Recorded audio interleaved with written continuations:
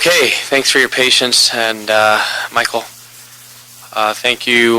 Welcome. Today is Wednesday, February 13th. This is a Public Works Committee, and since I'm the Lone Ranger here, every item will be directed from the communication from the chair, and we'll approve items for full City Council once it gets to the floor. At this point, Michael, do we have any general public comment? We have no cards. No cards. Fantastic. Okay, so with that, I'm going to, let's move to approve items 2, 3, 4, 5, and 8. I know we have a few presentations this afternoon. Move forward again on consent. Again, communication from the chair on these items 2, 3, 4, 5, and 8, and we'll take item number 1 first. I believe Mr. Mayer's here, the chair of the Community Forest Advisory Committee. You want to come forward and we have a presentation to make? Would you like me to read that into the record? Please do. Thank you, Michael. Item number 1 is verbal report from the Community Forest Advisory Committee relative to the street tree protection, funding, and engineering standards and related matters. Thank you, Mr. Mayor, for being here and taking time out of your busy schedule. Looking forward to hearing your presentation. Thank you. The Community Forest Advisory Council was founded in 1993, and it's an advisory body to the City of Los Angeles, whose purpose is to promote the care and improvement of the urban forest in the city. My name is Rick Mayer. I'm chair of the committee. I would also like to introduce another member of our committee. Thank you. Lynette Campe. Lynette, thanks for being here. And also, we work very closely with the Urban Forest Division, Right. Ron Lorenzen, who's the Assistant Chief Urban Forester. And our San Pedro's own George Gonzalez, who I don't see in the audience, but I know he works hand in hand and with... if Ron isn't at the meeting, then George is at our right. meeting, so we get very good representation from them. Great, thank you. So I did bring these handouts, or this pamphlet, which talks about CFAC, which is the Community Forest Advisory Committee. And Mary Jo Walker, who's in here, she said that she had dropped some of these off at your district office. Fantastic. So, you probably have it. Thank you. I did want to report to you on a number of items that we've been working on in earnest. And the first one is the development of new revised standard engineering details for city street planting and tree wells. And right. I made a number of copies here. I can give them to Dennis, and you can look at them after the presentation. Please, thank you. But this is extremely important because these details, which have not been revised in about 35 years, so it was time to revise. That's not bad for the city of LA. It's only 35 years. Well, you're probably right on there. But there are 3 details that have already been revised. The standard details are S453, which is the tree well cover detail. There's a second detail, 456-2, which is the street planting and root control barrier detail. And then the last one is S663-1, the tree staking and guide details. Now, those 3 details actually took about 3 to 4 years. We're hoping, because there's a number of other details that need to be revised, that we can do that a little bit more quickly, but at least we're starting to get a little momentum in updating these details. They save a lot of headache, not only for city staff, but also for private practitioners who have construction documents. They're trying to do best horticultural practices, and the details that are 35 years old are what the building and safety engineers are looking at and saying, you have to use these details. And so this is a big step in the right direction, and we're very happy about that. The second thing I wanted to discuss was that we've just revised the policy for trees in the public right-of-way, and that's policy that at one time was passed by the Board of Public Works, but it was never passed by full council, so it really wasn't an official. How long ago was that? Ron, do you Ron? remember? Come on up, Ron. Was it 92? Good afternoon, Councilman. I believe this was passed by CFAC somewhere around 4 or 5 years ago, Okay. somewhere around that time. What are you pointing at? Well, this was 90. I don't think we approved it in 04. I believe it was 4 or 5 years ago that we actually Okay. approved it all. Okay. So this policy really is directed at, and I won't go through this in any detail, but it addresses financial responsibility of trees in the public right-of-way, tree preservation, replacement of trees, types of trees, and the maintenance of trees. So it's an overall policy that's extremely important. It doesn't go into detail. It's not an ordinance, but it's a policy which is really aimed at preserving that infrastructure in the public right-of-way. I see. And then the third thing that I wanted to bring up today, and this is something that Ron can also weigh in on a little bit, but the committee has been trying to come up with a written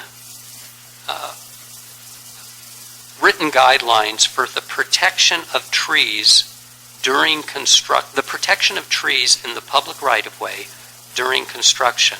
I'm sure you've been in the community, and when there's a development, usually there's materials in the public right-of-way, there's heavy equipment rolling across there, and those poor trees that are sitting there are having a hell of a time just staying alive. So we're trying to come up with details and guidelines which would protect the trees so that we don't lose that valuable resource in time. Ron, do you want to say something about that? That pretty much paraphrases it. Okay. And then the next thing that we do is there are a number of projects that come up before the committee, including the Endeavor project, which we looked at.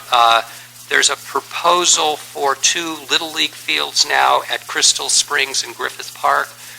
The impact, it's just going through the EIR process, but the impact is on 44 trees in that area that they want the two baseball fields. And so they're looking at different locations. So we take a look at these different projects and we weigh in with our expertise from our committee in terms of what we feel is best. Sometimes we advise urban forestry, sometimes we advise the council office, sometimes we write on behalf of the committee to make sure that our concerns, the committee's concerns, are taken into account. And How often does CFAC meet? CFAC meets once a month, the first Thursday of every month, in this building, in Public Works Department. And so it's been, sometimes the meetings are pretty vigorous and sometimes they're pretty lazy, but it's a very, I think, a very important viewpoint that's not always completely aired when when projects are going in, because sometimes trees tend to get overlooked. And does CFAC weigh in during the budget proceedings? They have before. They have before, yeah. The other thing that I wanted to bring up is that we are concerned about funding of tree-related activities and issues, and we know that urban forestry, for instance, has just gotten whacked over the last several years. That in terms of their budget and their personnel, and the problem there is that it really increases the liability of the city when there's winds and damage to private property and Right. it's and health. I mean, it's sometimes people unfortunately can get hurt in these. So Ron, let me ask you, how are the budget cuts? How have they impacted urban forestry? Yeah. In July of 2009, on June 30th of 2009, the Urban Forestry Division had approximately 235 employees. July 1st of 2009, we had approximately 109. No, not 2009. Yes, sir. 2013. 2009 was when the budget cuts came down. So you had 235 employees at 2009. End of June and the 1st of July, we went down to 109. Okay. The following day. Following day. It didn't literally happen that quickly, but almost that quickly. It was through attrition, it was through what they call the transitional worker program, and it was through DWP being willing to bring over a lot of people that would have otherwise lost their jobs. Nobody lost their job. Mhm. And then, of course, along with that, over the last, I've been here for 21 years, over the last 21 years, the contract funding amount has fluctuated wildly from zero to approximately 6.2 million, roughly split between the general fund and the street lighting assessment fund, SLAP monies. This year, I think you know that there's a $500,000 that was distributed between all 15 council districts for the trimming from the general fund, and street lighting has provided .925. How many trees were we able to trim this last fiscal year? This fiscal year, we will trim approximately 20,000 trees. That means we're on a 35-year cycle. We have approximately 700,000 street trees. You know, next to the streets and the potholes, I think I would say that the other concern, like number 2 complaint we get, are trees. Yes. And what we're seeing, in all honesty, what we're seeing is that the failures are larger, that the accessibility of the streets is becoming an issue now because the canopy's getting so low. I mean, those are the issues that are really becoming paramount because the trees continue to grow. We really haven't seen a great increase in emergencies, but we have seen these impacts. Emergency vehicles, some streets are difficult. I'm not going to say they can't get down, but they're difficult to get down the street because they have to kind of move out into the middle. The trees are so low. So this is the issue that I think we're going to be confronted with the most. Now, we're using contracted crews or city crews or both, combination of both? The contracts are trimming approximately 18,000 trees. The city, according to the budget now, provides emergency services. We provide some peripheral trimming services relative to emergencies. Like if there's a limb that broke and the tree now is left awkwardly shaped or something, or there's other issues now with the tree, we'll trim it. But we don't have any proactive scheduled tree pruning any longer. That's what has been removed from us in the budget. And that's the way it's stated in the budget now. It talks about traffic control devices, obstructions of those, failed trees, down limbs. That's what we're supposed to do now. So they are the priorities. Those 3 are the priorities in trimming trees. Those are the priorities now. And also within that budget is the median island maintenance contract. Our budget this year is, I'm not going to give the exact figure, I think it's right about $9 million. 1.3 of that goes right straight to median island maintenance. So you can take that right off the top. The $500,000 for the general fund goes right off the top. So now we're down right around $7 million to fund the division for the rest of the things that we do. And we do a lot of things still besides just tree work. He mentioned development. We have protected tree responsibilities. The native trees in this city, we're the ones responsible for permitting, inspecting, all the things that go along with that. The development, when trees are required in a development, we are intimately involved in the development community. We are often have been somewhat vilified as being the reason things are held up, and it's only because the city's making that valiant effort now with the Build LA project to get into the 21st century and to have everybody being able to work horizontally rather than vertically. And so everybody knows what everybody's doing, and we don't have, whether it be us or another bureau or agency that gets stuck not doing something, or the developer has the perspective that they're not doing something. So we do a lot of things that people don't even... So in these tough fiscal times, Ron, how do you use CFAC as a partner? Well, CFAC can be here. Unfortunately, I think sometimes that as a city bureaucracy, the professionals lose the ability really to come and talk to council. I mean, it would be great if I could do a presentation before full council, maybe a 5 or 10 minute presentation and say, here's what the urban forest does, here's what we're doing, and here's the outcomes of deferred maintenance and potential outcomes if we continue down this path. I like that idea. I like that idea, especially in light of, budgets coming before us here. Much like your presentation, which right. I very much liked. And thank you for the kudos to our staff in your newsletter the other day. Yes, and Dennis, if we can arrange that, and I'd love to have CFAC members like Mr. Mayor and all, and to come and do a presentation. Go ahead, Mr. Mayor. 2 items and Yes. more, and that is that these, you asked, how can CFAC help? Well, these details, we started about 4 years ago. We met with Ron, we met with Bureau of Engineering, but we weren't getting very far until one of the Board of Public Works members, commissioners, helped to get Bureau of Engineering to start working on these. So, but we were the ones who were pushing for 4 years just to start this process of updating the standard details for the city. It's so important to have that because the system grinds to a halt if you don't have up-to-date details. The last thing I wanted to say, and Ron mentioned something about it's a 35-year cycle now for tree trimming. What's the life expectancy of a tree in the public parkway? It's probably not more than 35 years. It's probably less. So there is no pruning of, basically pruning trees in the public parkway. If you're a resident, you're not going to get very much attention. Well, I would say, remember, that's a snapshot. That's the number of trees to be trimmed in a fiscal year divided into the total street tree population. Which is some 600. It's 700,000 trees, 20 into 700,000, 35. But it hasn't been that. Okay, it's only since 2000, actually it started in 2007, 2008, that fiscal, but the cycle started to go way up. In other words, the years between trimming started to go way up. Actually, it was almost 50 about 18 months ago. And then we got some more money was found. So what we don't know is how the 35-year cycle, which is totally, as far as BMPs go, not appropriate. BMPs say 5 to 7 years for street trees. What's the outcome? What's going to happen when we go 6 years at that cycle, 7 years at that cycle? Right now we're at 4 years at that cycle. So we're not really sure. And I would like to just make one more point about the trimming of trees. There is some research that shows that the trimming of trees on a regular cycle will help to at least slow down root growth. One of the biggest issues in the city Right. is sidewalks. We Right. all know that. Right. So we're not sure. We can probably expect to see more damaged sidewalks the longer we go without trimming trees. It's not something you can trim every year and you're not going to make sidewalk damage go away.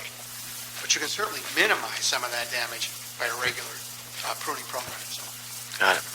Well, let's shift from trimming trees to planting trees. And I know the mayor had that big Million Trees LA initiative. How many trees have actually been planted since this initiative has taken place? I haven't looked at the figures recently, but approximately 30,000 to 35,000 public right-of-way trees.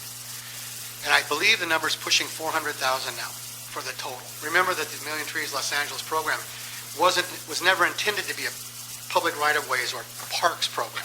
It was to get people to plant trees. Let's just run the property as well, right? So they've made big dents in that million goal. Very, very laudable. The work that Lisa Sarno's done, unbelievable since there was no budget. Everything she's done has been out cajoling corporations to get money to keep the program going. It needs to continue. It needs to stay in place. One of the things in an urban forest that you look at when you're doing an assessment is what they call planted versus vacant sites. You don't want that vacant sites number to start climbing relative to the planted sites. Right now, we're not that bad. We estimate, we're not positive, around 70,000, 80,000 vacant sites in the public right-of-way.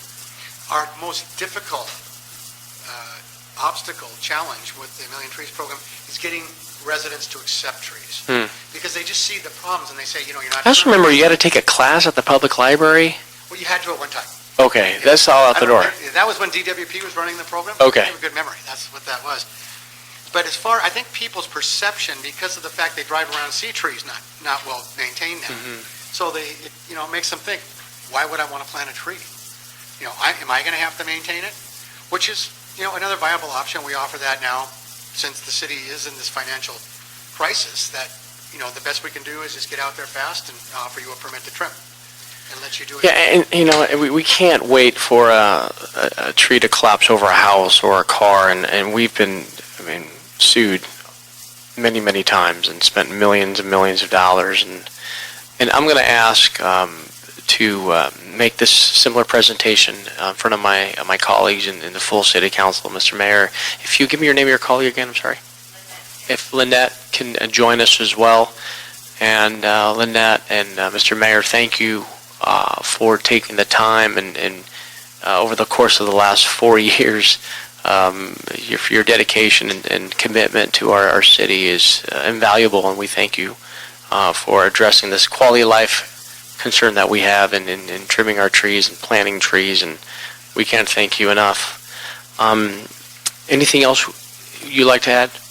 Lynette, would you like to add anything? Come on up. Just repeating what these gentlemen Thanks, Ron. said, that allowing a situation to deteriorate and then responding on an emergency basis Right. is obviously poor planning. Mhm. And the city of Pasadena has 3- and 4-year cycles on some trees, 7 years on others. So then you have trees that are beautiful and people can appreciate the benefits they're giving. We haven't mentioned the benefits of trees because I assume that everybody already knows, but we've got the reduction of urban heat island effect, the sequestration of carbon dioxide to reduce global warming, the capture of particulates on the leaves to improve air quality, as well as the production of oxygen. And actually, the stormwater management is one of the biggest benefits of the trees, that rainwater being absorbed into the tissues, into the roots, trickling off of the trees instead of bolting down the storm drains with a sudden impact. That is something actually that adds to our safety in terms of the LA River flooding potential and such. So trees offer enormous benefits in addition to the community benefits, the beauty and often it's a community planting that plants the trees, so that brings people together, often diverse people, and that's an extreme value. Thank you, Lynette. Thanks so much. I appreciate your compassion and love for the city, and thank you for your service. Thank you. Thank you so much. So with that, no action I know on this, but we're going to work with Dennis to do a presentation, full city council. And I'm going to ask in our next two items that we combined items, is that 6 and 7, I believe? Yeah. If we can take items 6 and 7 together, I know they're related. And if you can read those two items, Michael, that'll be really helpful. Okay, item number 6 is a motion from council members Huizar and Garcetti relative to enabling the safe implementation of standard and non-standard elements, which will result in a project that will enhance the cultural corridor on Bunker Hill. This one was waived by the Planning and Land Use Management Committee. Item number 7 is a report from the Bureau of Engineering relative to the street vacation proceedings to vacate Grand Avenue between 2nd Street and General Thaddeus Kosciuszko Way. Say that again? Just kidding. Kosciuszko. Not bad. I believe that's Polish. it's a Polish name. Well, this is really exciting. I know the Broad Museum, and I had an opportunity just yesterday to drive down Grand and see the progress. And do we have a representative from the Broad Foundation? Thank you. Identify yourselves, and anxious to hear your presentation.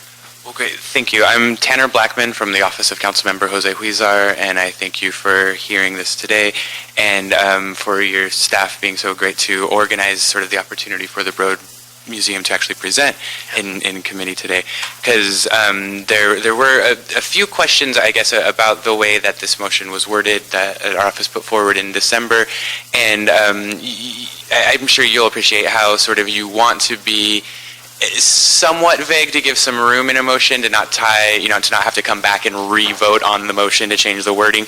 But what I've done today for the benefit of sort of queuing up the presentation is offering the 8 specific items on which the museum actually needs some flexibility from Bureau of Engineering. And although it's our motion from Councilmember Huizar, I think that it would need to be moved from the chair to sort of amend the motion moving forward to full council. So I guess I would ask you to do so as you see fit. And the only other thing I want to say in terms of queuing this up is that as I'm sure you're aware, the Grand Avenue Joint Powers Authority structure was created several years ago in order to oversee the vision and planning and development of that whole corridor. Especially, we had the ribbon cutting this past year for the Grand Park, and just a couple weeks ago was the topping off ceremony for the steel structure of the Broad Museum, and then the following week was the groundbreaking for the related tower that's going to rise next to it. And the Joint Powers Authority was imagined as this, and my boss now is co-chairs the Joint Powers Authority as of last July, and the JPA was imagined as a way to streamline a really difficult process that would involve the county, the city, and our various land use processes. And it's interesting that, what was meant to sort of be a streamline has actually been somewhat difficult in anything that the JPA approves, like these elements today, then typically has to go back and get an approval from both county and the city. So why are we folding in the county again? Just because they're looking at the corridor itself? Because partly because they were the owners of the land on which the Grand Park now sits, and technically are the owners of Grant Park. And that deal was wrapped into related company being the lead in redeveloping the whole crescent of parcels. And that includes the county-owned part. Grand as well. Yeah, Okay. and that's sort of how the JPA, as a joint county-city, independent authority, was therefore the governing body. But it's made sort of us have to come back and check these elements as we're going forward with development. So that being said, I'll recede into the background and avail myself of any questions you may have. Kevin Rice, the architect, is going to give a presentation, and Deborah Cantor is here from the Broad Foundation as well. She's the counsel for the Broad Foundation for any questions you might have, as well as other members of the project managerial team if there are other questions. Thank you. Thank you. All right. So I'm just going to give a quick, what I hope to be quick. Do you want to? Before you start, I just want to give you a quick overview also of the museum. So the museum is being funded by Eli and Edith Broad in order to share their extraordinary art collection of over 2,000 works of contemporary art. And their collection's widely considered to be one of the 10 best collections of contemporary art in the world. And they held a competition of world-renowned architects to design this museum in the spring of 2010. And Diller, Scofidio, and Renfro, which Kevin represents, was the architect chosen. So I'm going to give just a really quick overview of what the kind of larger project is. So this Grand Avenue here, 2nd Street, Hope Street, and then GTK Way, which is the easier way of saying Much better. Pasquico Way, is here. So the three main pieces of the project that we've been working on, and the main piece that we've been working on obviously is the museum here at the corner of 2nd and Grand. The plaza, which will be built above GTK Way, and then the piece that we're going to talk the most about today, which is the Streetscape piece along Grand Avenue between 2nd Street and 3rd Street, encompassing both sides of the street. So just quickly, just for context, the museum that we're designing, it's very contemporary and keeping with the collection, and there's the main facade is this veil that we call it of precast concrete, and then against this the kind of vault, this sort of massive structure of where the art is kept, and then the spaces in between those two things, the lobby as well as the galleries, are the real public spaces, and you kind of move around between these two spaces.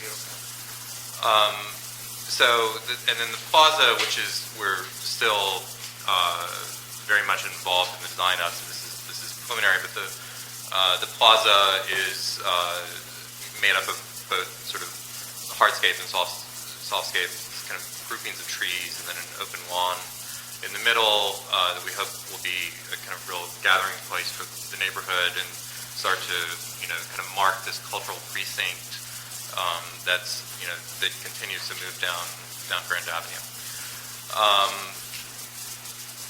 So the streetscape. So again, the streetscape we're looking at from 2nd Street to 3rd Street, both sides of the street. There's in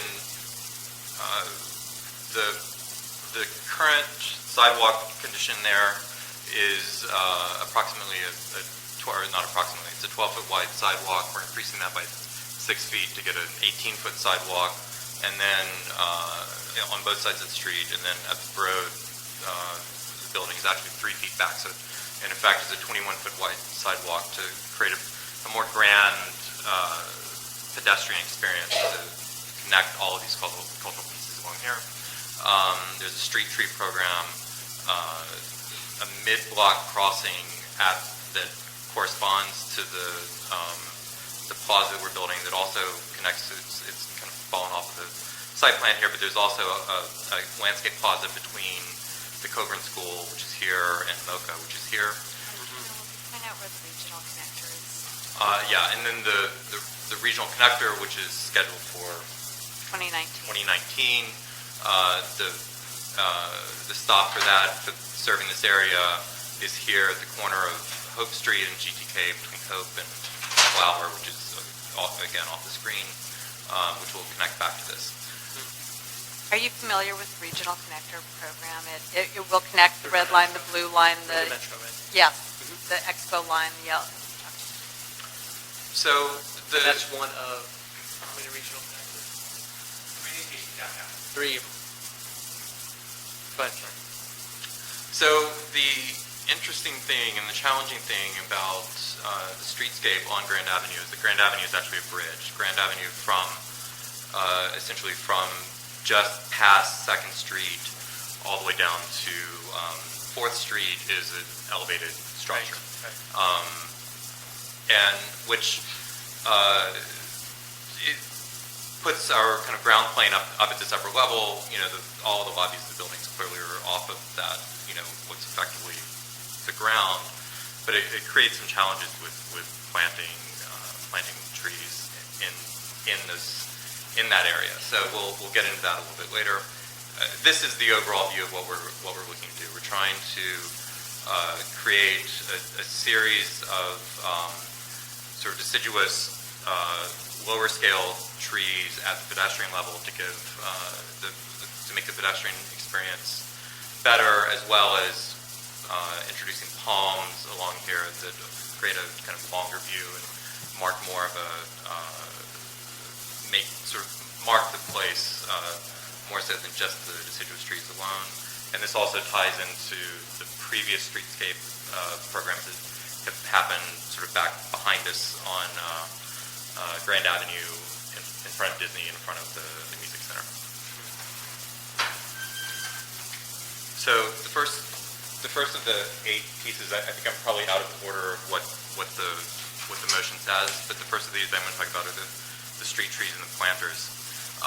So again, the problem with planting on Grand Avenue is that there's no dirt, right? So when the bridge was originally constructed, there was provisions made for street trees, but the tree pits are both too small and are in a location that kind of complicates the pedestrian passageway. They're a little too close to the buildings, a little too far away from the curb lines.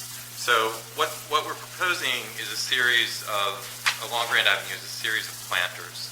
And there are two different types that we're looking at. One is a more traditional planter. This is still in design, but we're looking at something that's compatible with the design of the museum. They're not necessarily a mimic of the design of the museum, but is a sort of traditional box planter.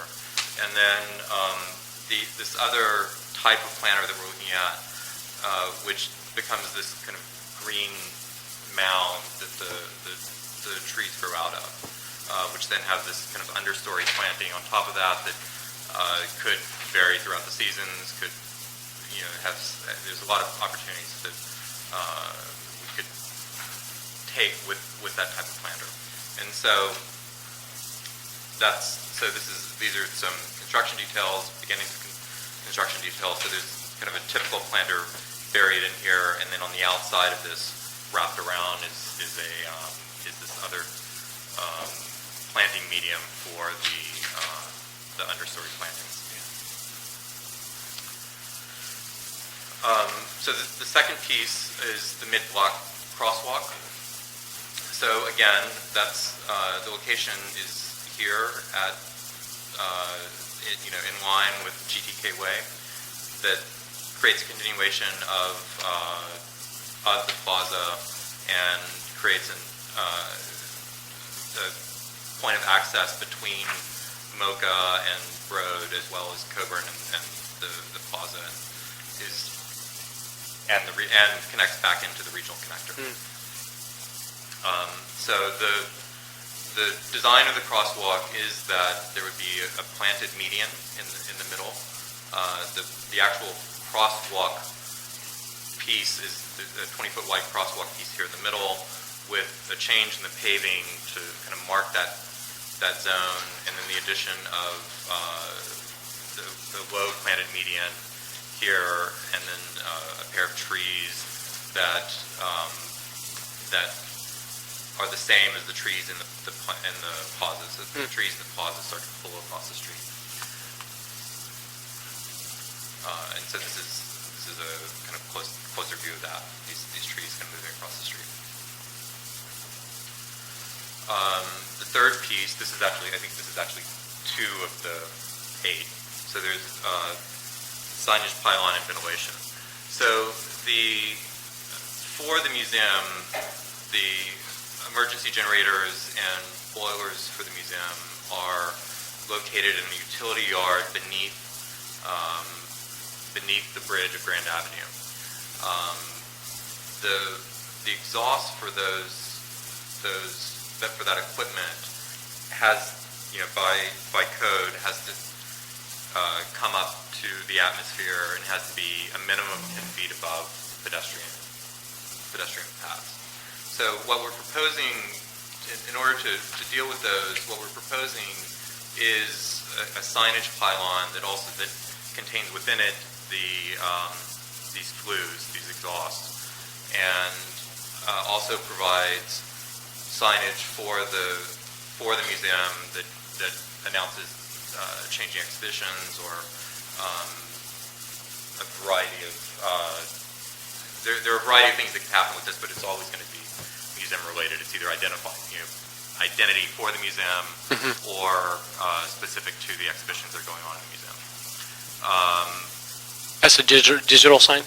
I'm sorry? Is that a digital sign? No, it would be a static sign. It would be a backlit static sign. Okay. That could be changed. Right. But it's not a digital dynamic sign. Okay. And so what we're looking at is something. It's you can't read it here, but it's 10 to 20 feet tall and 6 feet wide. And this is from the view straight across the street. It's very, very narrow profile. And again, here's that in contrast.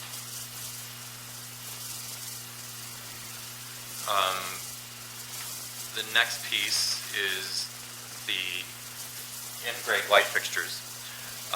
These are light fixtures designed to light the facade of the building. They're because of the building is on the property line, sort of filling out the site.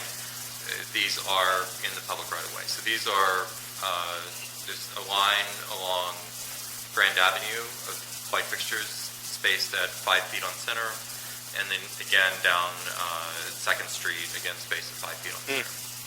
And so these are they're lights like this to provides a kind of soft glow on the building. Nice. This is obviously not our building, and this is the details. So the fixtures are buried in the concrete sidewalk, flush with the sidewalk, with a heavy glass lens on the top. And so this is, and again, back to the overall view. It's impressive. Please do thank Mr. and Mrs. Broad for this huge investment in our city. We're so excited about this coming to light and opening its doors, and I'm so excited to be a part of it as well. And we're anxious to throw a big party when that happens. So please express our gratitude on behalf of the city family to the Broad Foundation and Edith and Eli for making this huge investment.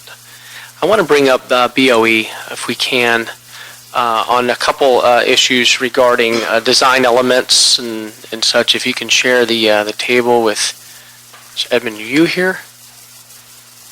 How are you, sir? Good afternoon. Just based on what you've seen in the report, do any of these design elements pose a risk to public safety? I think in general, they mostly will be done under our revocable permit process, and under that process, there will be liability insurance and things like that. But I really don't see anything major that would pose a hazard for the public. In addition, do you see any hindrance in the pedestrian or vehicular traffic in the public right-of-way? I really don't see that. Okay, great. Yes. Then, our primary request would be to be able to do this under a straight B permit. Okay. Is that No. feasible? Normally, that's the standard process for anything that's non-standard, because that would be the way for us to capture the additional requirement for the insurance, for the revocable, just in case something happened. So that is the typical process for us in the Bureau to handle something like that. May I address that issue? Sure. The history of this project and the background of the streetscape improvements are that these are not things that we're required to do as part of the museum. And the CRA, when we were first negotiating this, asked us if we would undertake to do these street improvements. The CRA wanted to see Grand Avenue streetscape made greener, made sort of to create a sense of place on Grand Avenue as part of the Grand Avenue project and as part of the overall development of Bunker Hill. And so we agreed to, and they asked us to hire DSR to do this work because they wanted something unusual and beautiful and special. And in addition to that, Councilman Weezar's predecessor, Jan Perry, also asked us to do it for the same reasons. She wanted this to be she wanted the streetscape to create a sense of place, to be beautiful and Sure. special and unique. And so we're undertaking these street improvements, and we are being reimbursed partially by the CRA for this, but without a doubt, we're going to have to put some of our own money into it. And under those circumstances, it feels, we're doing this to benefit the city. This doesn't really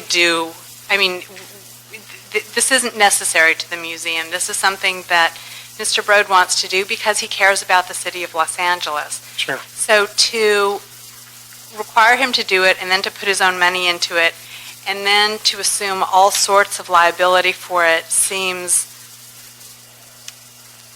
Can you explain the B permit and what do they need to do to move along the process? B permit is just basically the permit process to allow anyone to construct within the public right-of-way.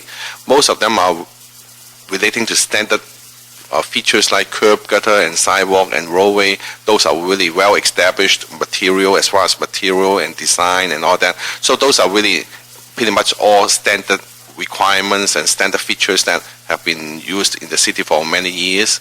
So for permit like that, it really doesn't require any special like insurance or potential for liability and stuff like that. What would the city attorney, I know I see Mr. Jordan here, what would Mr. Jordan, if you can come up, what would be your recommendation on the liability side of things? And I totally get where the Broad Foundation is coming from. They're going to invest a lot of money in the streetscape. And let me say, we're very happy to maintain these non-standard things, and we'll certainly say if we don't maintain, if something happens because we haven't met our maintenance obligations, Okay. we'll be responsible for that. But the overarching overall liability is what seems...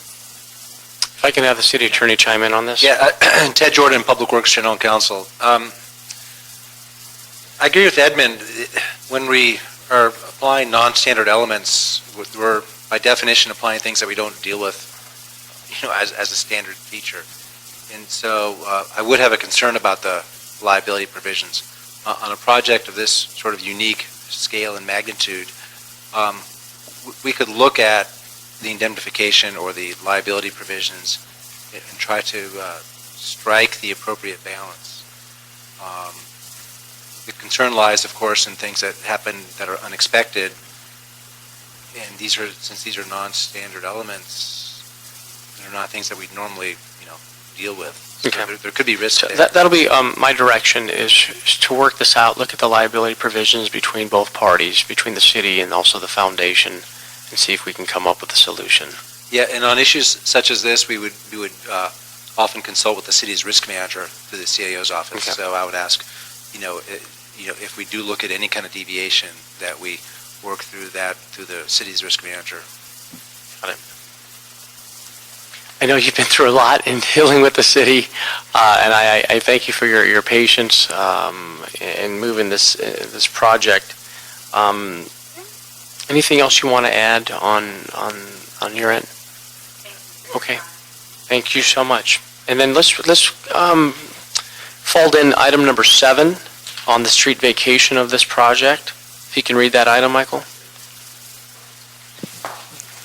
I believe I read that. Oh, I'm sorry, you already read it, Yeah. because we did a combined way. So, Mr. Yu, on item 7, can you explain the dedications and improvements the petitioner is required to complete, and does the petitioner have any objections to the conditions? I think in this case, during the presentation, what they are going to do is to widen the sidewalk, so which is based on a previous motion from the council to allow the sidewalk to be widened in this area. So I think that is the major improvement that they will be doing in this area. So yeah, and that I don't think the applicant has any major issue on that one. Okay, very good. Okay, I appreciate that. That's on item number 7. And I know Councilmember Weezer wanted to make an amending motion on item number 6. I will read that for the record. And I, as a chair, move that the motion under consideration in council file number 10-1256-S2 be amended to specifically authorize and direct the city engineer and any other involved city departments to permit the implementation of the following non-standard elements to the extent that they can be implemented in a safe manner. Item number 1, the in-ground uplights. Item number 2, mechanical flue. Item number 3, pole-mounted banners and security cameras. Item number 4, street trees and planters. Item number 5, Upper Grand Avenue mid-block crosswalk. Item number 6, the GTK Plaza mechanical piping. Item number 7, Upper Grand Avenue street lighting. And item number 8, GTK Way tunnel lighting. That will go to the council as amended from communication from the chair. Anything else you wanted to add on item number 7? BOR engineering is recommend to make a technical correction on one of the conditions. This is condition number 7. We would like to add an extra condition, 7D. I'll read that for the record. Okay. In the event that the existing roadway structure of Upper Grand Avenue requires maintenance, repair, or inspection, the city shall be given reasonable access to the roadway structure, and the owner also agrees to remove any necessary fence to accommodate such activities. So we are recommending. Okay, and I see the Broad Foundation nodding their head. They're okay with that. We're okay with that as amended, and we'll move forward on that. Councilman? Sure. Can I raise a question? Go ahead. Darrell Powell, CLA's office. One of the concerns I have is that the discussion we just had prior to this, you were concerned about liability issues, and you talked about Bureau of Engineering, the city attorney, and the Eli Road Foundation getting together. CAO, right. Okay. So what we need to do is what needs to happen is a recommendation needs to be made that the CLA work with the CEO, the city attorney, the Bureau of Engineering, and I would add CD14 as well. CD14 and the Road Foundation, to review the liability issues and report back to committee on that matter within 30 How much time do you need? 30 days, 60 days? How much time do y'all need?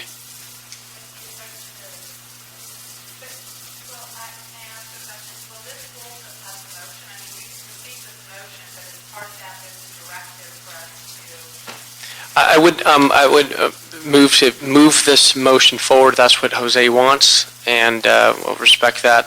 But in the interim, put all your heads together to come up and address the liability issues on a separate. You guys okay with that? So would you like that as a formal recommendation? Yes, Yes. from the chair. Yes, And report back with? and report back 30. 30 days. You guys okay with that? So my question would be, would that authorize engineering to begin issuing permits before the report back? What do you think, Mr. Jordan? Yeah. Okay. Okay. So again, this motion will authorize the release of the permits, but I want you guys to come back together to address the liability issues surrounding it.